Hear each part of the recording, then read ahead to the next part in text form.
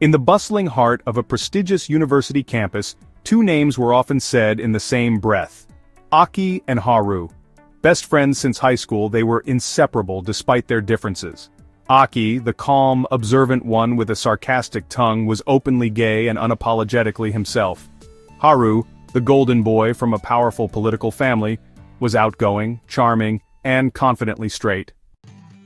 Their friendship was built on loyalty, mutual respect, and a bond that had weathered storms others couldn't see. While others speculated or joked about them being more than friends, neither gave a damn. They had each other's backs, and that was enough. But everything changed the moment Yuji Sakamoto came into the picture. Yuji Sakamoto was the son of a wealthy industrialist and had a reputation for getting what he wanted. When he laid eyes on Aki, he became obsessed. His advances started small: gifts, flowers, uncomfortable stares. Aki declined politely, then firmly, but Yuji didn't take no for an answer. What started as a crush turned into obsession. Aki began receiving threatening messages when he ignored him. Rumors began spreading, cruel ones. There were moments he found his locker vandalized, his notes stolen. It wasn't just harassment, it was stalking. Aki kept most of it to himself until Haru caught him flinching at a shadow. He demanded the truth. Aki told him everything in a low, tired voice. Haru was livid. "Why didn't you tell me?" Haru was livid. "Because you'd do something stupid," Aki muttered. That night, Haru made a decision. He went public on campus, announcing in loud, unmistakable terms he and Aki were a couple. Whispers turned to shouts. Some laughed, others were stunned. Yuji's smug smile turned into a scowl. "You're moving out," Haru said while packing a bag for Aki in his dorm room. "I don't need a babysitter." Aki replied Haru was still angry, but me tried to restrain himself and spoke softly, trying to make Aki understand but with stern attitude. "It's not about babysitting. You're staying with me. My place has security and privacy. End of story." Aki gave in. Haru's protective rage was scary, but it felt comforting, like warmth against the cold breath of fear. Aki didn't acknowledge it, but he was truly relived. He decided to follow his best friend, his only person. Pretending to be a couple in college meant hand-holding in public shared lunches and doting nicknames. Haru committed to the role with shocking enthusiasm. He slung his arm around Aki, casually whispered sweet nothings with a grin, and even brought him coffee every morning.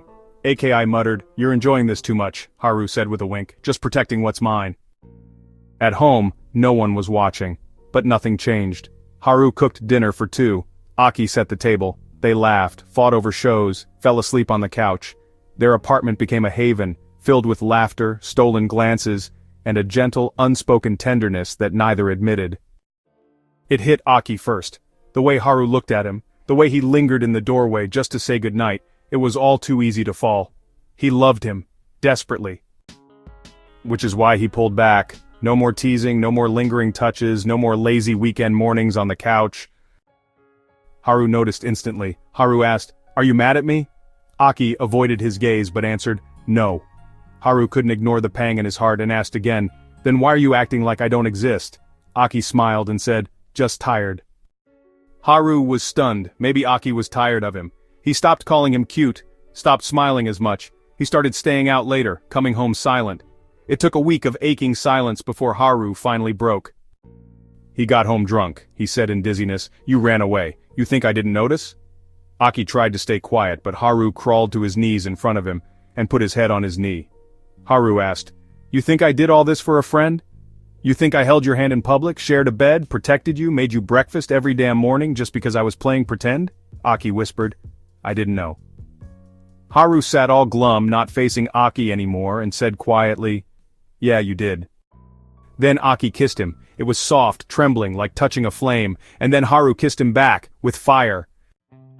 They made love in the quiet, slow way of two people finally finding home.